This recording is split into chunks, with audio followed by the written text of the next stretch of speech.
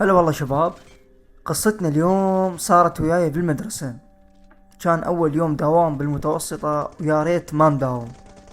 رحنا على المدرسة وشفنا أصدقائنا منهم اللي نجحوا واللي رسبوا. فرحنا على الصفوف. كان أول درس عندنا هذا. دخل علينا مدرس جديد ما نعرفه احنا. هذا المدرس كان يلفظ حرف السين تاء، فقال السلام عليكم. والله فضحكنا أنا وخويي. باوع علينا المدرس وثولها. بعدها قال أريد أتعرف عليكم ونتعرف كلنا. قال أنا اسمي حتين. فتمدد خويي على الرحلة وقام يضحك. باوع عليه المدرس، اجى عليه المدرس قال له شبيك عاد تضحك؟ قال له استاذ عاد اضحك على القلم. قال له اليوم تضحك على القلم، باكر تضحك على المتاحة. شباب ما اسولف لكم غير تمددت انا على الرحلة وقمنا نضحك. ما اشوف لك الا الاستاذ يضربني على ظهري الا فلشني. قال لي قوم ليه قوم. وهنا عرفت انه اني دخلت بورطة، وبعد اول يوم دوام يعني مشكلة صارت. قال لي قوم قوم يلا امشي على المدير. قلت له استاذ بخت الله بس عوفنا جاني الشاقة والله العظيم. قال امشي لا اضربك. قلت له ماشي استاذ.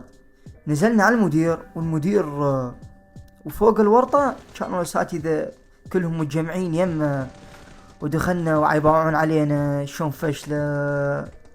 والله كله من ورا صديقي. باوع علينا المدير قال ايش فيهم هذولا؟ الاستاذ قال له هذولا جاي يضحكون علي والنوبة هنا الورطة. اخويا قام المدير على حيله ومسك راسي. اني ما شوف دي يقول لي ليش سويت ابني؟ ما شوف لك الا هوب يضرب راسي براس خوي. قلت لا الا شباب الا فصل الانترنت يمي، الا حسيت غير الانترنت فصل يمي وانفتح راسي. هسه هنا شوية هينة ما يخالف، خليه يضرب راسي يضربني بمسطرة. هسه بس لا يفصلنا.